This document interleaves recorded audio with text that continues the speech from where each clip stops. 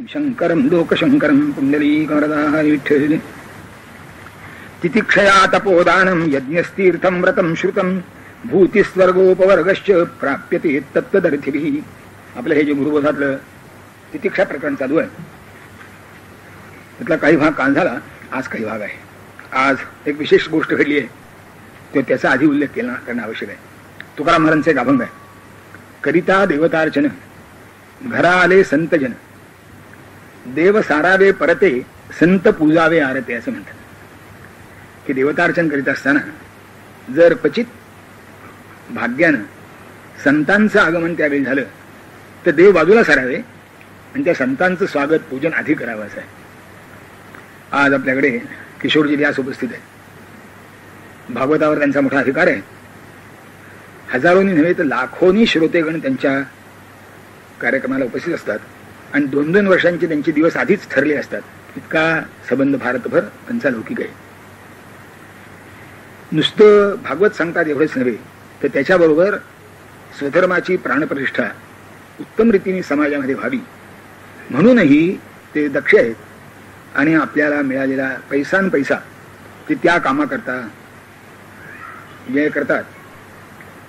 त्यांनी वैदिक प्रतिष्ठानं, वेद प्रतिष्ठानं अनेक ठिकाणी स्थापन केली आहेत. मुलांचे संस्कार वर्ग चालवतात.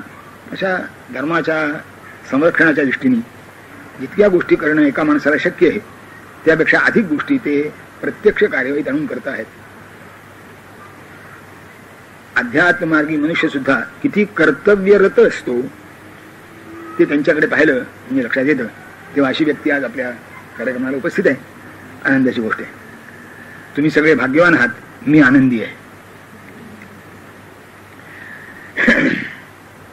तितिक्षेचा विषय चालला आहे. तितिक्षा म्हणजे सहनशक्ती, सहनशीलता, सोसण्याचा गुण. क्षमा हा त्याचा पर्याय आहे. आपण क्षमा सामान्यतः दुसऱ्याला करण्याच्या संदर्भात वापरतो. हे तसं नाहीये. ती आपल्या ठिकाणी असली पाहिजे, त्याचा परिणाम दुसऱ्यावर होईल फारतो. तेव्हा क्षमा असणं हे महत्वाचं आहे. आपण भाषेमध्ये क्षमा करणं असा शब्द वापरतो. तिची काही आवश्यकता नाही. क्षमा असली की क्षमा होते आपोआप, कारण ते सगळं सहन करायचं आहे. जेव्हा तुम्ही खऱ्या अर्थाने क्षमा करता की त्याच्यावर उपकार नसतात. खरं म्हणजे आपण समजतो असं की त्याच्यावर उपकार असतात आणि तोही तसंच समजतो. क्षमा ही व्यक्तीच्या अंतःकरणाची शुद्धी करणारा, सगळ्या आपत्तीतून व्यक्तीचं संरक्षण करणारा, परमार्थ मार्गावर त्याला स्थिर ठेवणारा असा सगळ्यात चांगला गुण आहे. त्याचा त्याला लाभ होतो की नाही कोणा ठेवतो. कारण क्षमा मागणारा प्रामाणिकपणे क्षमा मागत नाही असं निश्चित आहे. कारण पुन्हा रोज जर क्षमा करायचा प्रसंग आला तर त्याला प्रामाणिक क्षमा मागणं म्हणायचं का? किंवा तरी एकदा माणसाचं चुकून झालं मग एकाने मोठ्यापणाने त्याला क्षमा केली की ठीक आहे तुला क्षमा केली, तू दुसरी शिकवण्यात ती चूक, ते खरं नव्हे. आपल्या कृत्याचा खऱ्या अर्थाने पूर्ण पश्चाताप झाला आहे म्हणजे मग क्षमा. त्याच्याकरता प्रायश्चित्त घ्यायची तयारी पाहिजे. ज्याची प्रायश्चित्त घ्यायची तयारी असते तो क्षमा मागतच नाही. तो म्हणतो काय याची शिक्षा असेल ती भोगायला मी तयार आहे. ते त्याचं प्रायश्चित्त आहे. त्या प्रायश्चित्ताची सुद्धा व्याख्या शास्त्रकारांनी दिली आहे. प्रायो नाम तपःप्रोक्तम चित्तम निश्चय उच्यते तपो निश्चय संयुक्तम प्रायश्चित्तम तदुच्यते. म्हणजे त्यात पुन्हा सहनशीलता क्षमा वगैरे आली. आता आपला विषय त्याच अर्थाचा आहे. त्यानेच म्हटलंय, भगवान शंकराचार्य म्हणतात तितिक्षया तपोदानम यज्ञस्तीर्थम व्रतम श्रुतम भूतिस्वर्गोपवर्गश्च प्राप्यते तत्तदर्थिभिः. तितिक्षया, तितिक्षेच्या बळावर, सहनशक्तीच्या बळावरच या सगळ्या गोष्टी साध्य होतात. तुम्हाला इच्छा कशाची आहे हा तुमच्या प्रकृतीचा विशेष आहे. पण तप करायचं असलं तरी तितिक्षा पाहिजे, सहनशीलता पाहिजे. किती सहनशीलता पाहिजे? जी तपाची वर्णन आपण ऐकतो त्यात विशेष वर्णन जे मला आकर्षण वाटलं ते पार्वतीच्या तपाचं आहे. त्यात ती उन्हाळ्यामध्ये पंचाग्नी साधन करीत असे. म्हणजे 4 बाजूला 4 अग्नी पेटवायचे उन्हाळ्यामध्ये आणि दिवसभर सूर्याच्या तापाखाली बसायचं. 4 बाजूला 4 अग्नी पेटून मध्ये बसायचं. विष्णू सहस्रनामाचा पाठ म्हणताना पंखा नसला तर कासावीस होतो जीव असा आहे. ही ती संबंध उन्हाळ्यामध्ये 4 बाजूला 4 अग्नी पेटवायचे जवळ आणि मध्ये बसायचं आणि वर सूर्य. हिवाळ्यामध्ये गया इतक्या पाण्यामध्ये भरायचं आणि संबंध हिवाळाभर तप करायचं. कालिदासाने फार सुंदर वर्णन केलंय पार्वतीचं. तुमचं हिवाळ्यामध्ये कमळ सगळी सुकून जातात. त्यामुळे जे सरोवर आहे ते असं ओसाड दिसतं, वृक्ष दिसतं, त्याचं सौंदर्य काही प्रत्याला येत नाही. कारण कमळामध्ये सौंदर्य आहे. कमलेन सरहा सरसा कमलं कमलेन सरहा असं आहे की कमळ असं तर सरोवराला शोभा आहे, सरोवरामुळे कमळाला शोभा आहे. आता हिवाळा आहे, हिवाळ्यामध्ये कमळ राहत नाहीत म्हणतो नाही.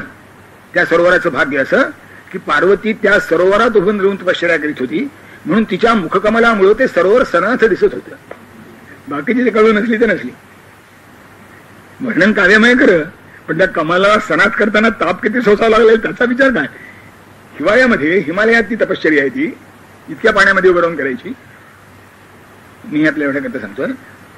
तर तिच्या उपासाचं वर्णन केलं काय त्याचं, तर तिला अपर्णा म्हणतात.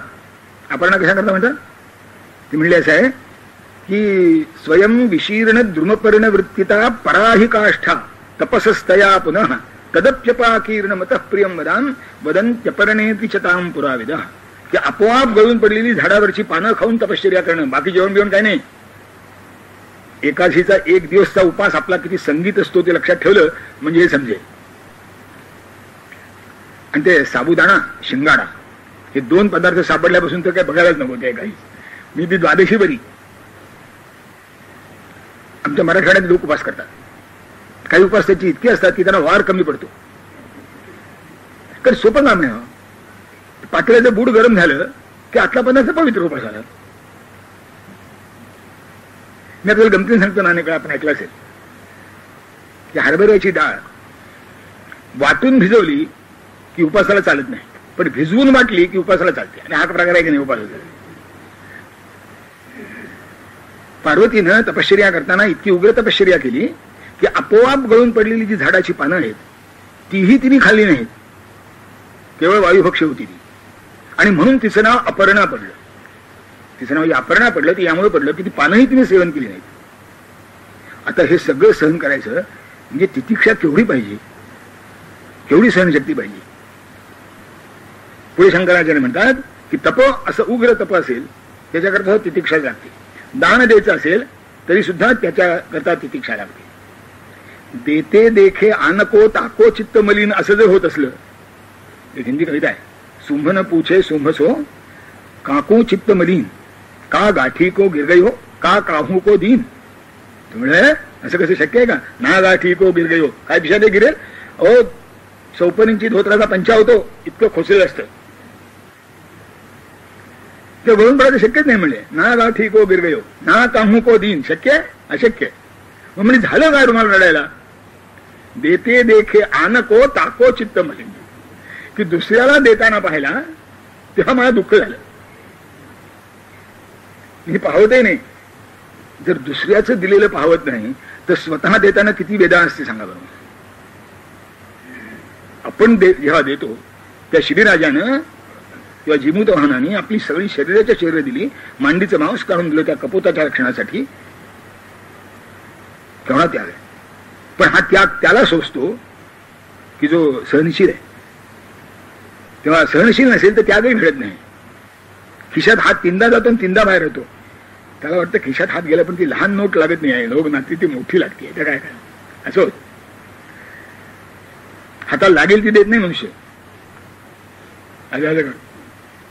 मी अनेक लोक पाहिलेत त्यांना दक्षिणा ठेवायची असते, खिशातनं नोटाचा मोठा जुडगा काढतात आणि ती बारीक नोट जर सापडली नाही कारण ती आत असते, लवकर सापडत नाही, ते पुन्हा एकदा उलटच होतं. दान देताना सुद्धा सहनशीलता जर माणसाच्या अंतःकरणात नसेल, अर्थात ही सहनशीलता शारीरिक नाही आहे पण मानसिक बौद्धिक नक्की आहे, ते सोसावं लागतं. आणि दानाच्या बाबतीत तुमच्या श्रियादेयम भियादेयम संविदादेयम हे लक्षात ठेवलं पाहिजे की आपली जी संपत्ती आहे त्या संपत्तीच्या प्रमाणात दान दिलं पाहिजे. आपलं जे ऐश्वर्य आहे ते ऐश्वर्याच्या प्रमाणात दान दिलं पाहिजे. बहुधा होत नाही. समोर ठेवणाऱ्यांना 5 रुपये ठेवले आणि दुसऱ्यानं 50 रुपये ठेवले तर ते आपण पुष्कळ दान दिलं म्हणतो. पण तो 5 रुपये ठेवणारा असतो हजारवाला आणि 50 रुपये असतो कोट्याधीश. आता कोट्याधीशाने दिसायला 50 रुपये जरी दिसले तर त्याच्या कोट्याधीशाच्या मानाने ते 50 रुपयाची काय किंमत राहिली. तेव्हा आपल्या शक्तीप्रमाणे खऱ्या अर्थाने दान देणं ही सुद्धा अवघड गोष्ट आहे. करीत नाहीत माणसं, कारण प्रतीक्षा नसते, सहन करण्याची ताकद नसते मनबुद्धीमध्ये. यज्ञ नाना प्रकारचे यज्ञ करायला जातात. अगदी लहानात लहान यज्ञ असला तरी 3-4 दिवसाची कष्ट करायला लागतात. 22 माणसांची मदत घ्यावी लागते. पुन्हा तो ज्वाळांचा ताप सहन करावा लागतो, ते आणखीन निघाला. त्यात त्या बसवणाऱ्याच्या वेळेला आणखीन हैराणी होती जेवायची. एक्झॉस्ट फॅन चांगला काम करीत नसला म्हणजे आणखीन ताप होतो त्यावेळी. हे सगळं आता करायचं म्हणजे सोसलं पाहिजे की नाही? सोसलं पाहिजे, दुसरा काय मार्ग नाही. तेव्हा तपो दानम यज्ञ तीर्थम. तीर्थ म्हणजे यात्रा, तीर्थयात्रेला जाणं. तर तीर्थयात्रेला जाणं हे असंच आहे. मी अनेक वेळा ऐकलंय, पाहिलंय की ते हिमालयाच्या प्रवासाला माणसं आली ना की प्रतिज्ञा करीत येतात, पुन्हा आता येणार नाही. मी त्या अमरनाथला गेलो होतो, ते आमच्यावर एक प्रौढ स्त्री होत्या, महिला होत्या, असतील 50-100 सुमाराच्या. आता तिचा फार जुनी गोष्ट आहे, 63 सालची गोष्ट आहे. तेव्हा तिथे फारशी व्यवस्था नव्हती. आता वाढली असेल माहित नाही, आता वाढली म्हणजे ती कमी झाली असेल कदाचित त्यावेळेची सुद्धा, कारण आता ते आतंकवाद्यांचं क्षेत्र झालंय. त्या माऊली माझ्याबरोबर होत्या. त्यांनी जप सुरू केला, मी पुन्हा येणार नाही, कोणाला जा म्हणणार, मी पुन्हा येणार नाही, कोणाला जा म्हणणार. मला आलं हसायला. तुम्हाला काय हसायला? काय नाही म्हणजे सांगा का हसल्या? म्हणजे तुमचे मी मगापासून 10 वेळा ऐकलं. आता माझं उत्तर सांगतो याच्यावर, मी पुन्हा येईन आणि सगळ्यांना जा म्हणे, मी पुन्हा येईन सगळ्यांना. वाटेत कष्ट होतात ते खरं आहे, पण ते दर्शनाचा आनंद का होणार आहे?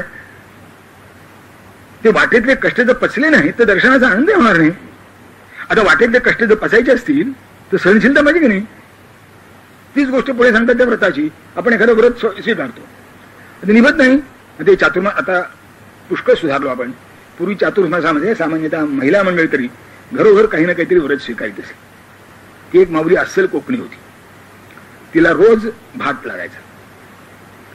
आता ते अनेक वस्तू सोडतात, तर तिने एकदा अनवधानाने यावर्षी भात आणि वरण सोडायचं ठरवलं की भात आणि वरण खायचं नाही, सोडून द्यायचं.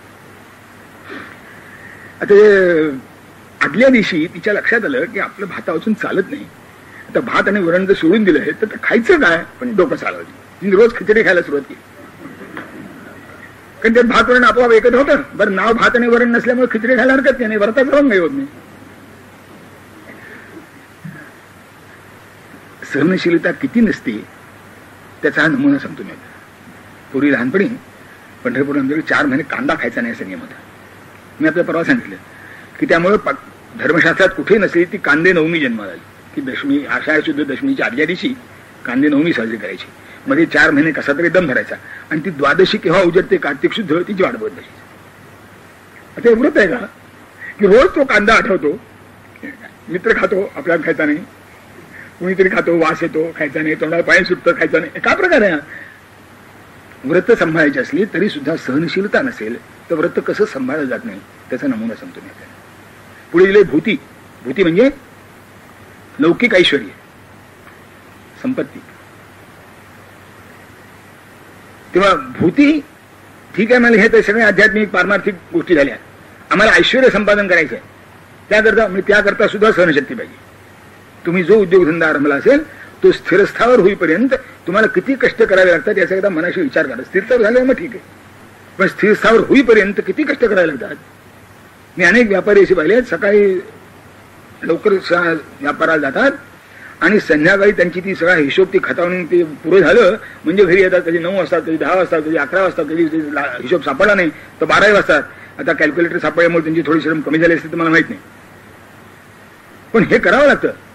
मी आपल्या परवाच एकदा सांगितलं की ते कापसाचं बीट पुरी होत असे. आता एकाधिकार कापूस खरेदीमुळे ते गेलं, ते कापसाचं बीट होत असे. व्यापारी सकाळी उभा राहिला की रात्री किती वाजता घरी गेल्याचा पत्ता नसायचा आणि त्या स्थितीत त्याला भूक लागत नाही, तहान लागत नाही, काय नाही, तो उभाच्या उभा असतो.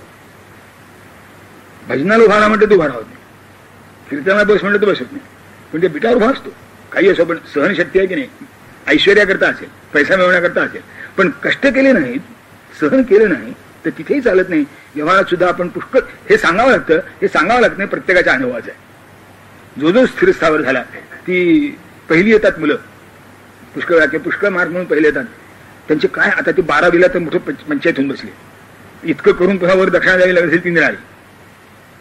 पण त्या मी पाहिलंय की 4-4, 5-5 क्लास त्या मुलांना, सायन्सचा वेगळा, इंग्रजीचा वेगळा, गणिताचा वेगळा, आणखीन एखादा वेगळा, आणि पुन्हा दिवसभरची शाळा घालायची, तो पुन्हा अभ्यास, आणि पुन्हा ती उन्हाळी सुट्टी नाही, 11वीच्या सुट्टीपासून 11वीचा रिझल्ट लागण्यापूर्वी ते क्लासेस सुरू व्हायचे.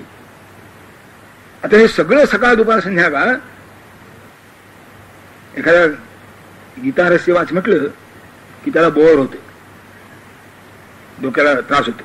आता हे पण ते पुढं आपल्याला करिअर निर्माण करायचं याची लालसा असते ना. आता ते सगळं सहन करतो.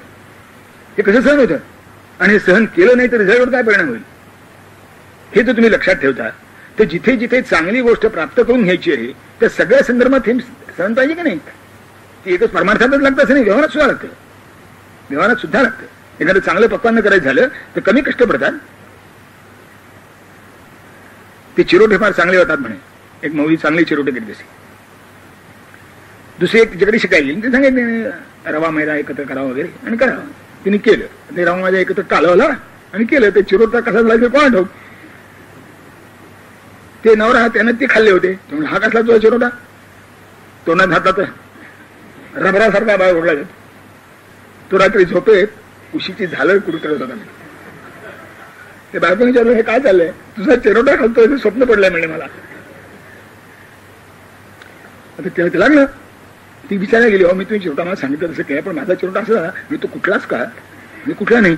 हा मग कसा चांगला होईल म्हणाले. ते सगळं कालवून खूप कुटावं लागतं. आता लाटणं फिरवताना कंटाळा येतो, कुटणार कोण. मी अनेक घरं पाहिले की सगळा स्वयंपाक पाकण करायचा आणि अडीच माणसाच्या पोळ्या करायला पाहिजे असते. ती येईल तेव्हा ती येईल, ती करील तेव्हा करील. पण तिथे सहनशीलता लागते. ताज्या पोळ्याचा जो आनंद आहे तो डब्यात घालून ठेवल्या पोळी लागत नाही. आता सहन करावं लागतं की नाही. भूती करता सुद्धा सहन करावं लागतं. व्यवहारातले संसारातली गोष्टी चांगल्या व्हायच्या असल्या तरी त्या सहन कराव्या लागतात. त्यातलं कौशल्य प्राप्त करून घेण्याकरता पुष्कळ श्रम माणसाला पडतात. बौद्धिक पडतात, शारीरिक पडतात, मानसिक पडतात. हे व्यवहारातल्या गोष्टी करता होतं तर परमार्थातल्या गोष्टी करता होणार काय नव्हतं. म्हणून शंकराचार्य म्हणतात की स्वर्ग आणि अपवर्ग, स्वर्ग म्हणजे स्वर्ग सुधींद्रलोक आणि अपवर्ग म्हणजे मोक्ष, या सगळ्या गोष्टी आहेत. तर तुम्हाला काय पाहिजे, तप करायचंय, दान द्यायचंय, यज्ञ करायचंय, तीर्थयात्रेला जायचंय, व्रत पाहिजेत, ऐश्वर्य मिळवायचंय, स्वर्गाला जायचंय, मोक्ष मिळवायचंय. सगळं तत्वदर्थी भी यातली ज्याची ज्याची तुम्हाला इच्छा असेल ते सगळं या तितिक्षेतून साध्य होतं. तितिक्षा असलं तर पुढे बोला, नाही त्या बोलण्यात काय सहन करण्याची शक्ती असली, सोशितपणा असली तर बोला, नाही तर काय अर्थ नाही.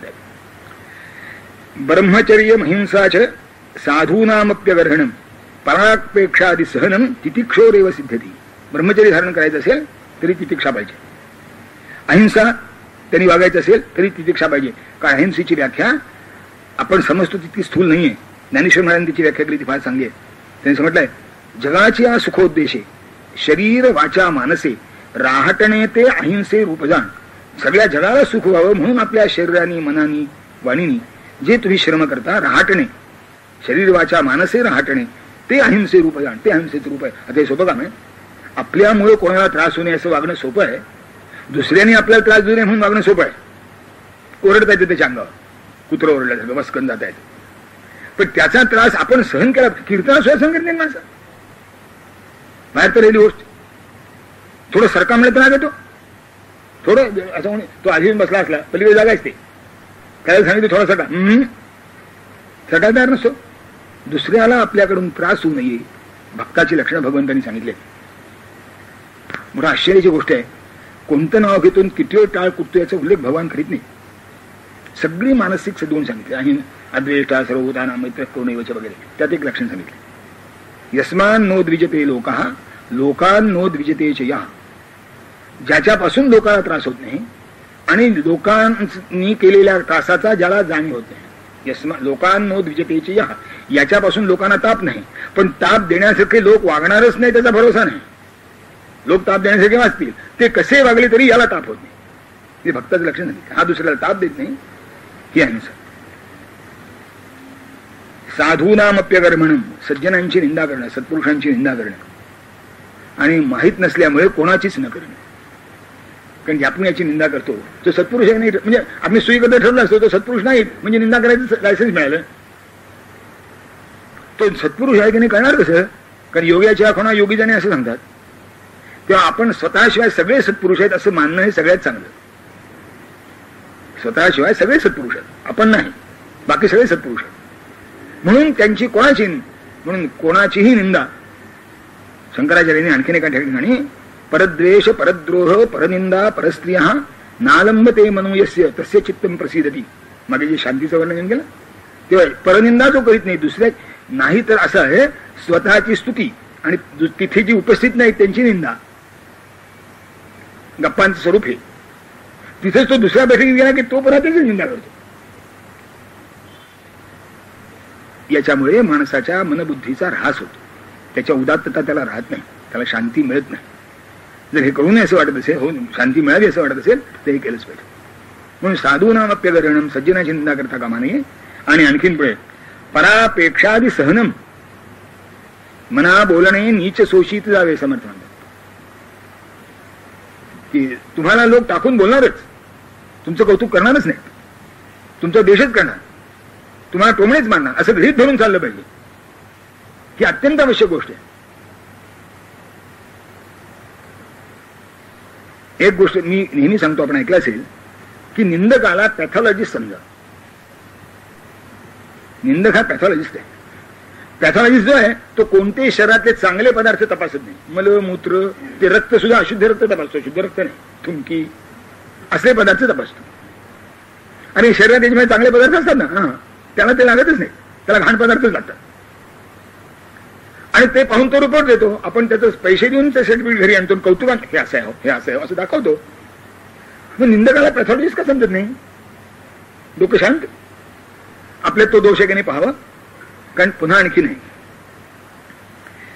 पॅथॉलॉजीमध्ये पॉझिटिव्ह रिपोर्ट असला तर त्याच्यावर विश्वास ठेवावा, निगेटिव्ह रिपोर्ट असला तर विश्वास ठेवून असं शास्त्र सांगतं. म्हणजे तुमची कोणी निंदा केली नाही तर काही चांगलं लक्षण नाही, तर निगेटिव्ह रिपोर्ट झाला,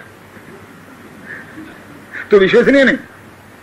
कारण निगेटिव्ह असलं म्हणजे खरंच त्यात दोष नसतो असं नाही, त्याला सापडला नाही एवढाच त्याचा अर्थ आहे, दोष आहे. म्हणून निगेटिव्ह रिपोर्ट हा विश्वसनीय नाही, पॉझिटिव्ह रिपोर्ट विश्वसनीय. जेव्हा कोणी निंदा करीत असेल तर पॉझिटिव्ह रिपोर्ट समजावा, तो विश्वसनीय मानावा आणि शोधून पाहावं की खरंच माझ्यात काही दोष नाही ना, खरंच माझ्यात काही दोष नाही ना, खरंच माझ्यात काही दोष नाही ना. आणि आपल्या प्रामाणिकपणे केलेल्या शोधाला आपल्यात दोष आढळला नाही तर तो ठीक आहे, काहीतरी चूक झाली असेल याची, रिपोर्ट देताना चूक झाली असेल, नंबर बदलतो. बाकी पुष्कळ चांगलं प्रॅक्टिस असतं, म्हणजे पुष्कळ वेळेस होतं. आणि पुष्कळामध्ये तो स्वतः पाहतच नाही, घड्याळ सोपवतो, त्या घड्याला असती घाई.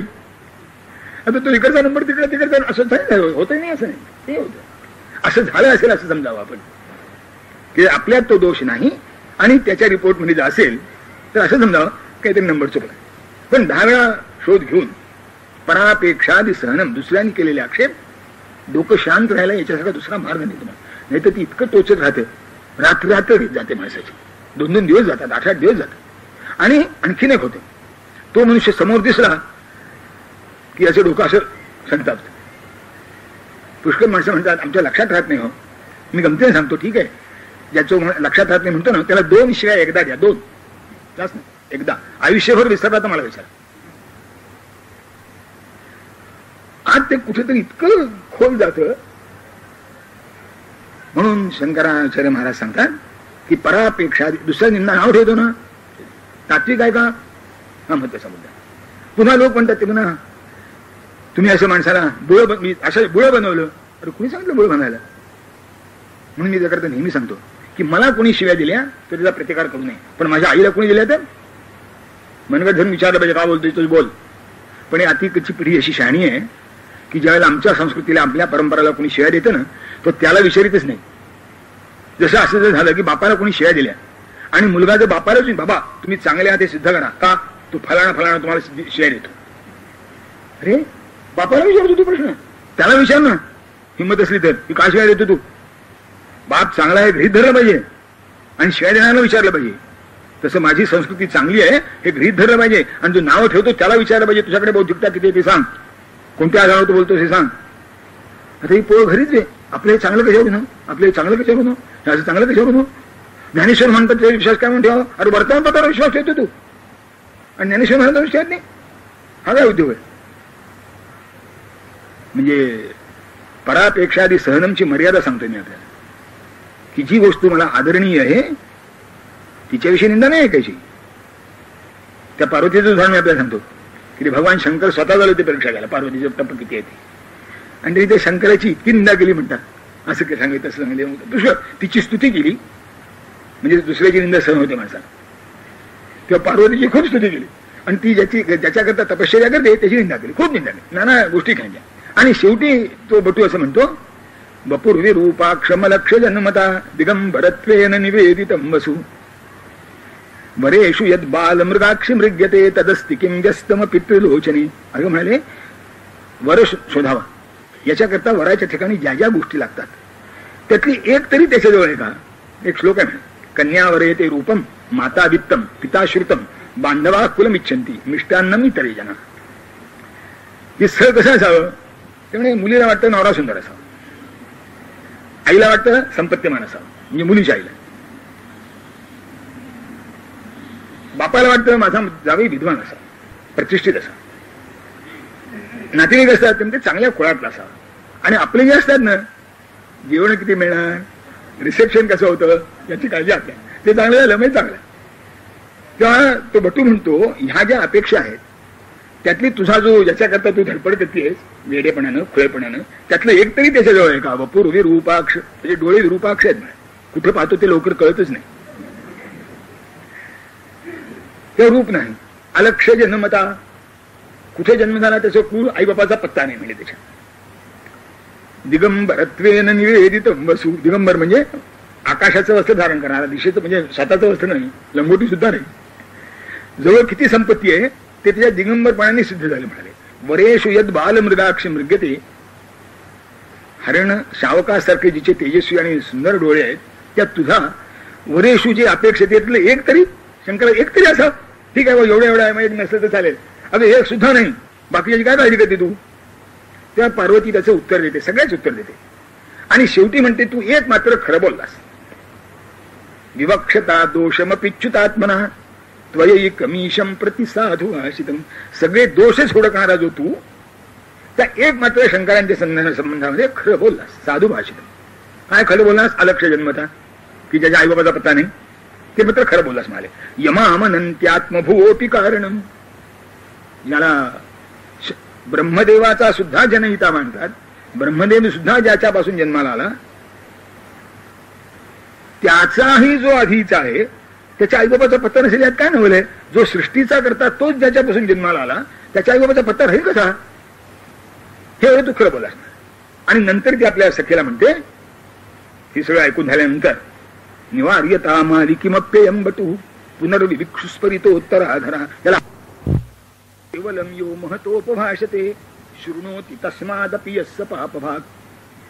सज्जनांची निंदा करणंच पापाचं नाही, मोठ्या लोकांची निंदा करणंच पापाचं नाही. मोठ्या लोकांची निंदा जो निमूटपणे ऐकून घेतो तोही पापभाग आहे. या बुद्धिवाद्यांचे आक्षेप आपण जाऊया म्हणून ऐकून घेतो, किती पाप करायला लागतं कोणाला. आपल्या शक्तीप्रमाणे त्याचा प्रतिकार केलाच पाहिजे. आपल्याला मीडिया आपल्या हातात नाही, तेव्हा त्याचा जेवढा प्रचार होतो तेव्हा आपला होणार नाही. ठीक आहे, पण जिथे तुम्ही निषेध तर कराल की नाही, निषेध नोंदवाल तर की नाही, नोंदवाच पाहिजे. नाहीतर पार्वतीने म्हटल्याप्रमाणे आपल्यालाही पाप लागतं. हे मी काय सांगतो, परापेक्षादि सहनम व्यक्तीपुरतं, तत्वापुरतं नाही, आदरणीय व्यक्तींच्या संबंधात नाही, त्याचा प्रतिकार केलाच पाहिजे. हे धर्मशास्त्राने सांगितलंय. पण एवढं वाक्य उचलून सांगा की बघा माणसाला ढेलं बनवलं. आमचा धर्म सर्वांगीण आहे, कुठेही दोष नाही त्याच्यात. त्यांनी कोणाकरता काय असं ते बरोबर सांगितलं. आणि हे असं असलं म्हणजेच माणसाला कल्याण होतं त्याचं. तुकाराम महाराजांचा अभंग आहे, आली उर्मी साहे तुका म्हणे थोडे आहे. तुमचं बघा आता मुक्काम थोडा राहिला, हे साधलं ना, आलेली उर्मी सहन करता आली, करावं असं वाटलं तर 10 वेळा विचार तेवढ्यात मनात येऊन गेलं की करावं की नाही. जर अयोग्य असेल तर नाही, हे सहन करण्याची ताकद आली. आली उर्मी, सहन शब्दच वापरलाय, आलेली उर्मी सहन करण्याची ताकद आली की तुका म्हणे आता पुढचा मार्ग फार नाही, थोडं मुक्कामाच्या जवळजवळ आलात तुम्ही, पोस्ट क्वालिफिकेशनच्या जवळ आलात, समजा ग्रॅज्युएट झालात, तेव्हा सहनशीलतेची एवढी व्यापकता आहे.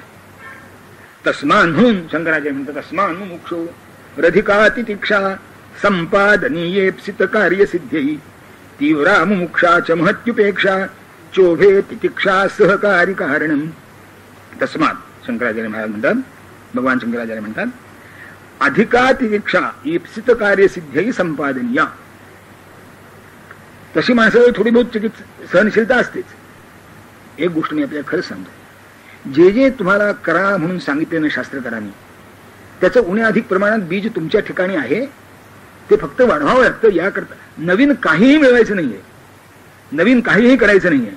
जे जवळ आहे, फक्त तुझे आहे तुझं पाशी तरी तुझं आगा चुकलाशी तसं होत की आपल्याजवळ असतं, आपल्या लक्षात येत नाही. आपण खरंच बघा, थोडी तरी सहनशीलता आपल्याजवळ असते की नाही? असते. अनेक गोष्टी ती आपल्या लक्षात येते. घरात वागताना, बाहेर वागताना, मित्राशी वागताना, नवरा बायकोंचे संबंध असताना, बापलेकाचे संबंध असताना कुठे ना कुठेतरी थोडं तरी सहन केल्यापासून प्रपंचात उभंच राहता येत नाही. परमार्थातली सहनशीलता सोडा, पण अगदी प्रपंचातली सुद्धा करावंच लागतं. आता म्युन्सिपाल्टीच्या गाडीला रस्त्याला जर खड्डे असले तर आपल्या गाडीला धक्का बसले तर काय होईल? सहन करावा लागतो की नाही? करावाच लागतो. असं कितीतरी होतं. आपण पेन्सिल करायला बसलो तर चाकू लागतो की नाही? भाजी चिरायला बसलो तर वेळी लागते की नाही? काही मावल्यांचे तर अंगठ्याचे चिरलेले असतात, मी बघितले. आता हे सहन करावं लागतं की नाही? भाकरी फिरवताना सहन करावं लागतं की नाही? त्या बहिणाबाई चौधरीची एक कविता आहे, म्हणून चांगली आहे. अगा संसार संसार जसा तवा चुल्यावर, आधी हाताला चटका मग भाजते भाकर. भाकरी भाजायची असली तर थोडा चटका सहन केला पाहिजे. म्हणजे मी काय सांगतो आपल्याला की तुमच्याजवळ सहनशीलता नाही तर सहनशीलता मिळवा असं शास्त्र सांगतच नाही. आहे तुमच्याजवळ. जे जे सद्गुण आपण वर्णन करतो ते सगळे माणसाजवळ आहेत. दुर्गुण अक्वायर्ड आहे, दुर्गुण बाहेरनं मिळतात, सद्गुण सहज आहे तुमच्याकडे. आयुर्वेदाने मनाचं वर्णन मी आपल्या मागे सांगितलं होतं, आठवत असेल की सत्वम मना, मन हे मुळात सत्वगुणी आहे. मग रजस्तमश्च मनसौ दोष दोषाबुधारतो. सत्व ही मनाची प्रकृती आहे आणि रजतम त्याचे दोष आहेत. आता मना सज्जना भक्तिपंथीची जावे, नाही तर सज्जन म्हणायचं काय कारण? समर्थन तोंडपुजी आहेत काय? मनाला सज्जन का म्हणतात? याची प्रकृती लक्षात आणून देतात की मुळात सज्जन आहे, सत्वम मना, तू सत्वगुणी आहेस. पण हे भलत्या मार्गाला चाललाय म्हणून तुला आता सांगावं लागतं किंवा ते अक्वायर्ड आहे. हा, आता या जन्मी का मागच्या जन्मी हा प्रश्न नंतर आहे, पण अक्वायर्ड आहे, मिळवलेलं आहे. ते इन्फेक्शन आहे, ती प्रकृती नाही, ती पॅथॉलॉजी नाही, ती फिजिओलॉजी नाही, ती पॅथॉलॉजी आहे. फिजिओलॉजी तुमची काय? सज्जन. फिजिओलॉजी तुमची काय? निरोगी असणे. आता निरोगी का राहत नाही शरीर? सबंध शरीराची फिजिओलॉजी अशी चमत्कारिक आहे की रोगाला वास्तविक वाढ होऊ नये. मनुष्य रोगी का होतो? कुठेतरी चुकते म्हणून रोगी होतो. मिथ्या आहार विहाराभ्याम रोगा. आहार विहारात कुठेतरी चूक झाली म्हणून रोग. आता ते काल झाले असतील, आज झाले असतील, परवा झाले असतील, 4 दिवसापूर्वी झाले असेल, महिन्यापूर्वी, कुठे काहीतरी मागे आहे. पुष्कळ तुम्हाला आठवत असेल की तरुणपणी मनुष्य पडतो, मार लागलेला असतो आणि म्हातारपणाला म्हणजे दुखायला लागते. म्हणजे इतकी इन्क्युबेशन पिरियड इतका मोठा आहे त्याचा की इतकी बेस्ट शांत आहे, कारण प्रतिकारशक्ती चांगली होती, ती कमी झाली की दुखायला लागली. मी अक्वायर्ड किंवा हा प्रश्न येणार. तसं हे जे सद्गुण आहेत, सहनशीलता आदी, आतापर्यंत आपण शम दम तितिक्षा तिसरीच चाललंय, अजून बदली घ्यायचे, हे सगळे तुमच्याजवळ आहेत. तुम्हाला कळतं किंवा केव्हा तरी कळतं. आता हे वाढवा म्हणून शंकराचार्य महाराज म्हणतात तस्मान मुमुक्षो अधिका तितिक्षा संपादनीय. म्हणून मुमुक्षुनं ज्याला उधरून जायचंय, ज्यांना आपल्याला कल्याण मिळवायचंय, त्यांना अधिक तितिक्षा, अधिकाधिक, हे अधिक एकेरी नाही, अधिकाधिक कुठेही थांबता कामा नये. आपण प्रपंचात अधिकाधिक मानतो, निस्वष्टिशतम शती दशशतम लक्षम सहस्राधिपा, तिथे चालतं. आणि इथे पुष्कळ झालं, एवढं तरी कोणाला साधतंय, एवढं घडते ते काय थोडं आहे. इथे एकदम संतुष्ट. परमार्थामध्ये तुकाराम महाराज म्हणतात बरोबर उलट असलं पाहिजे. आपण परमार्थामध्ये संतुष्ट असतो, व्यवहारामध्ये असंतुष्ट असतो. संत सांगतात व्यवहारात संतुष्ट राहा आणि परमार्थात असंतुष्ट राहा. तुम्हाला कल्याण साधायचंय ना, तेव्हा अधिकाधिक मिळवा, सहनशीलता अधिकाधिक वाढवा. तितिक्षा काय तुमचं यज्ञ दान तप व्रत जे असेल ते करतो त्यापेक्षा अधिक, करतो त्यापेक्षा अधिक असं सारखं करीत गेलं पाहिजे, शनैश नाही. कालच कोणाशी तरी बोलताना चर्चा झाली की बसता येत नाही. हो ठीक आहे, 5 मिनिटं बसवतो ना, 5 मिनिटं बसा, समोर घ्यायला ठेवा, दर आठवड्याला 1 मिनिट वाढवा. तुम्हाला 5 मिनिटं बसलं की दर आठवड्याने 1 मिनिट वाढताना काही कष्ट होणार नाही, 1 मिनिट वाढेल. आणि 1.5 तास बसायचं असेल तर 2 वर्ष लागतील, याची हे करायचं. कारण 54 आठवडे असतात वर्षाची, 1.5 वर्ष लागतील, 1.5 तास, 1.5 वर्ष आहे. 5 मिनिटापासून तुम्ही सुरुवात केलीच आहे. आता एक आठवड्या 1 मिनिट करीत करीत वर्षाच्या शेवटी तास पुरा होईल. आणखीन 6 महिने झाले किंवा आणखीन 2 वर्ष झाली, 2.5 वर्ष झाली, 2.5 वर्षात ठीक आहे, काय फारक वेळ नाही. पण करून मग घेतलं केलं, पण हे रोज केलं पाहिजे. माणसाचं 3 दिवस चालतं, 64 काय करण्यात सुटतं आणि पुढे आठवडाभर आठवणच होत नाही. हे नाही करायचं. म्हणून थोडं क्रमाक्रमाने लक्षात ठेवून सावकाश घाई नाही, काही घाई नाही. मी आपल्याला खरंच अनुभव सांगतो. 60 उल केल्या एका माणसाला पद्मासन घालायची इच्छा होती. या आयुष्यात कधी घातलं नाही, जमिनीवर बसायचं सुद्धा माहित नाही, तर पद्मासन कसलं घालतो, खुर्चीवर बसायचं, टेबलावर जेवायचं, खुर्चीवर बसायचं, टेबलावर जायचं, पलंगावर झोपायचं, जमिनीत जायचा कधी संबंधच नाही. तर गुडघ्याला काय सवय लागणार, काही सवय, पण ते गुडघ्यात रोग नव्हता, काही निरोगी होते गुडघे, पण सवय नसल्यामुळे होते. पण ते पद्मासन घालताच यायचं नाही. म्हणजे ठीक आहे, अर्ध पद्मासन घाला काही दिवस, म्हणजे एकच पायावर घेऊन बसायचं असं. फार मागे घ्यायचा नाही, पाय अगदी पुढे ठेवायचं, फार वेळ ठेवायचं नाही. 2 सेकंड ठेवा, 10 सेकंड ठेवा, 15 सेकंड ठेवा, हे ठेवा. रग लागण्याच्या पूर्वी खाली या आणि लक्षात ठेवा की कोणत्या सेकंदाला रग लागते. आता मोठी ती सेकंड काटा मोठ्या घड्याळ पुष्कळ मिळतात. जरा स्पष्ट पुन्हा ते घड्याळाचे कौतुक आहे. चांगलं घड्याळ कोणतं, ज्याच्यावरचे काटे आणि आकडे दिसत नाहीत ते. हा काय झालं, ती फॅशन. त्यांना स्पष्ट काटा दिसणारं घड्याळ समोर ठेवावं आणि अगदी अक्षरशः 10 सेकंद पुढे 12व्या सेकंदाला खाली घ्यावा. 1 सेकंद कळ सहन करा. तो गृहस्थ उत्तम पद्मासन घालायला लागला, मला घालता येत नाही, ते बद्ध पद्मासन सुद्धा द्यायला लागलं. 2 वर्ष लागली, पण निष्ठेने केलं त्याने. 60 ओळखल्यानंतर तो अशक्य काही नाही,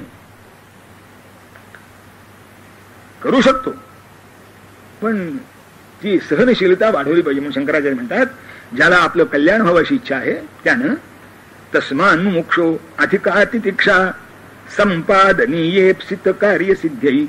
म्हणून मुमुक्षुनं अधिक चिकित्सा, अधिक सहनशीलता, तितिक्षा ही प्राप्त करावी. म्हणजे इप्सित कार्य सिद्ध्यई, जे तुम्हाला प्राप्त करून घ्यावं अशी तुमची इच्छा आहे त्याची यादी आपण मगाशी ऐकली. की आधी वैभव सुद्धा त्यात समाविष्ट केलंय. आणि आपला धर्म चांगला आहे हो, कारण त्याला माहिती आहे की अभ्युदय हे सुद्धा धर्माचं एक अंग आहे, प्रवृत्ती सुद्धा हे धर्माचं अंग आहे. निवृत्ती एवढेच धर्माचं अंग नाहीये, निश्रेयस एवढेच धर्माचं अंग नाहीये. यतः अभ्युदय निश्रेयस सिद्धीच धर्म. ते अभ्युदय एकच आहे, जोडो नियाधन उत्तम व्यवहार आहे. आणि तिथेच थांबायचं नाही, उदास विचार वेच करी. हा सगळा धर्म पुरा झाला, म्हणजे अभ्युदय आलं आणि निश्रेयसी आलं. आता इथे उत्तम व्यवहारही नाही आणि उदास विचारही नाही, मग ती पाठी लागते. अमक्याच्या स्मरणार्थ, अमक्याच्या अनुज्ञेने, अमक्याने, अमक्याकरता, इतकी सगळी नामावली त्याच्यावर. किती दे? 1000 रुपये दिले, की ज्याची किंमत आजच्या जगात काही नाही. उदास विचार नाही वेचताना कसा त्या करता मी सांगतो आपल्याला. ते मी अनेक मंदिर अशी पाहिली की जुनी कॅलेंडर आणून लोक देतात, आपल्याच नावाची, मागच्या वर्षी छापलेली, त्यात नाव असतात. एकदा मी कीर्तनामध्ये म्हणालो, हा काय उद्योग आहे, वर्तमानपत्रात जाहिरात द्यायची झाली, एक द्या, तर शेकड्याने रुपये द्यावे लागतात. इथे तुमच्या नावाचं कॅलेंडर लावून ठेवलं म्हणजे वर्षानुवर्ष तुमची जाहिरात, आणि तेवढीच करून दक्षिणा द्या. एका दिवसाचा वर्तमानपत्राला जेवढा खर्च येतो तेवढं तरी दक्षिणा द्या, कारण वर्षाभर राहणार आहे तुमचे. म्हणून काही मंदिरात जिथं माझं ऐकणारे लोक होते म्हणले, एकही कॅलेंडर आपल्याकडे लावायचं नाही, एकही चित्र आपल्याकडे द्यायचं नाही, असे नियम करा. त्याची फुकट जाहिरात कशाने करायची, त्याचा अधपात आणि आपला अधपात. उदास विचारे वेच करी, हे कसं राहत नाही त्याकरता मी आपल्याला सांगतो. म्हणजे उत्तम मार्गाने मिळवलेलं नसतं, निष्प्रहपणाने दिलेलं नसतं, निरीच्छपणाने दिलेलं नसतं. म्हणून असं होत नाही, म्हणून अभ्युदयाची तिथ्यता आहे. जसं अजीर्ण झालेल्या माणसाला पथ्य घ्यावं लागतं, तसे सगळे जे संतांच्याकडे येतात ते संत भवरोग वैद्य आहेत, म्हणून त्यांना सांगतात हे करू नको, ते करू नको, हे खाऊ नको, ते खाऊ नको, असं आहे. अभ्युदयाचं तंत्रात काही कारण, काही कारण. जे जे तुम्हाला मिळणार, म्हणून शंकराचार्यात अट घालत नाहीत, काय ते नाही, तत्त जे जे तुमच्या मनात असेल ते. वरची यादी दिलीच आहे, याच्या बाहेर काही सहसा असेल नाही. ही वरची जी यादी दिली आहे, यातलं जे तुम्हाला मिळवायचं असेल, ज्याचं संपादन तुम्हाला करायचं असेल, ते सगळं तुम्ही हळूहळू तितिक्षा वाढवीत जा आणि त्या मार्गाने प्रयत्नशील राहा. आधी समर्थाने सांगितल्यासारखं, यत्नाचा लोकभाग्याचा यत्ने वीण जगदीरता. केल्याने होत आहे रे, आधी केलेच पाहिजे. यत्न तो देव जाणावा, अंतरी धरिता बरे. आणि हा यत्न अगदी व्यवहारापासून, आणि यत्न म्हणलं की कष्ट गृहीत धरलेच पाहिजे. यत्न म्हटलं, कष्टापासून यत्न होईल कसा, प्रयत्न होईल कसा, तेव्हा प्रयत्नशीलता. त्याकरता शंकराचार्य मुमुक्ष तितिक्षेची सहकारी कारण सांगतात.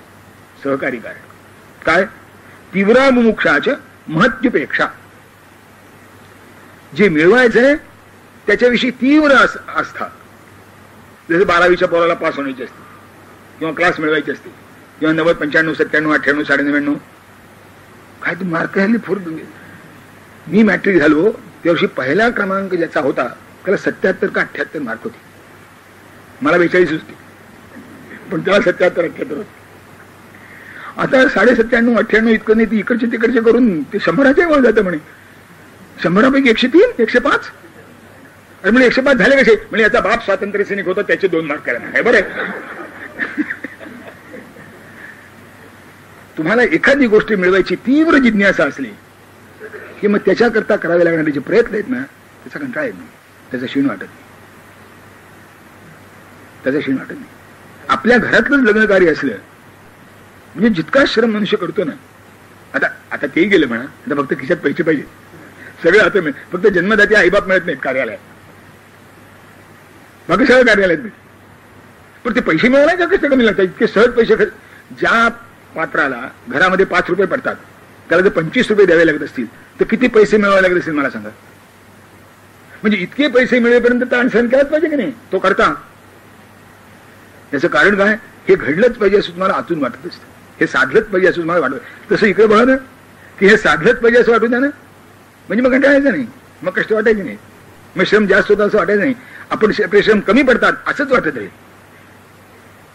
केल्याने होत आहे रे, आधी केलेच पाहिजे, यत्न तो देव जाणावा. पण त्याला अट आहे, अंतरी धरिता बरे, अंतःकरणामध्ये बरं धरावं, मग यत्नाला देव म्हणा. म्हणून शंकराचार्य म्हणला की तीव्र मुमुक्षा, अत्यंत तीव्र मुमुक्षा म्हणजे मोक्षाची इच्छा, मिळवण्याची इच्छा, मोक्षप्राप्तीची इच्छा ही तीव्र पाहिजे. त्याचं वर्णन येईल पुढे की तीव्र, मंद, मध्यम कसं असतं ते. तीव्र असेल तर त्या क्षणी, मंद मध्यम असेल तर जन्मकोटी शतैरपी, की त्या क्षणापासून. स्वाभाविक आहे, सगळ्या वस्तू पेटतात. ओली गौरी पेटणं आणि पेट्रोलला आग लागणं सारखंच असतं का? पेट्रोलला जवळ आली तरी आग नाही पेटतो, तिथे त्या परिवारात सिगरेट उडू नये म्हणतात, अशी पाठवायला असतात पेट्रोल पंपावर. का? भय आहे. आणि इथं फू फू करताना डोळ्यातनं धारा येतात, ते पेटत नाही ते नाहीच. पण आता आपली अंतःकरणे ओली गौरी आहे का पेट्रोल आहे? ज्ञानेश्वर तुकाराम रामदासांचं पेट्रोल असतं, आमची ओली गौरी आता कशी पेटावी? म्हणून तीव्र मुमुक्षा हे त्याच्या वाळवण्याचं साधन आहे. वाळलेली गौरी इतका त्रास देत नाही, चटकन पेट. वाळलेला कोण तितका त्रास देत नाही, चटकन पेट. तसं तुमचं अंतःकरण, ते माझं वैराग्य सांगितलं की मोक्षाच्या तीव्रतेनं हे अंतःकरणातले न पेटणारे जे भाग आहेत ना ते मंद होतात, आणि जे पेटणारे भाग आहेत ते विकसित होतात. आणि मग साधनेचं म्हणून एक भाग जो त्याची की अंतःकरणामध्ये तितिक्षा जर पाहिजे असेल तर तीव्र मुमुक्षा पाहिजे, की मग सगळ्या गोष्टी सहन होतात, ते घाटे झालंच पाहिजे. आणि दुसरं मृत्यूपेक्षा आणि अडचणींच्या विषयी नवलकी नाही, हे लक्ष नाही द्यायचं, हे लक्ष द्यायचं. त्या अडचणीशी प्रत्येक पुढे येईल श्लोक. अडचणी करता प्रत्येक अडचणीशी झगडत बसलात तर अडचणी कधी संपायचंच नाही. प्रत्येक अडचणीशी झगडत नाही. अडचण आहे ना, अडचण एवढं एक क्वालिफिकेशन पुढे तिथे उपयोग. अडचणीचा विचार करायचा नाही. मग किती अडचण कोणत्या प्रकारे, मग कोणते शारीरिक, मानसिक, बौद्धिक, पारिवारिक, पारंपरिक, देशीय, काय कुठल्याही अडचणीचा विचार करायचं कारण नाही. प्रत्येक अडचणीची उपेक्षा केली पाहिजे. पण महती उपेक्षेचं लक्षण काय? त्याची बोच नाही. केलं असतं तर बरं झालं असतं, दक्षिण असतं बरं झालं असतं असं कधी वाटत नाही, म्हणजे ती उपेक्षा खरी झाली. नाही तर करताना माणसं झटकत उपेक्षा करतात आणि मागून डोक्याला हात नसतं, चुकलंच ते, आता काय उपयोग? तेव्हा तीव्रा मुमुक्षाच्या महत्युपेक्षा चोभे तितिक्षा सहकारी कारणम, ही दोन्ही तितिक्षेची सहकारी कारण आहेत. आज विशेष कारणाकरता आपण थांबूया आणि थांबलेल्या माणसांनी पटकन बाहेर पडण्याची काळजी घ्या. कुंडली गवरदा हरी विठ्ठल, सद्गुरु ज्ञानेश्वर तुकाराम.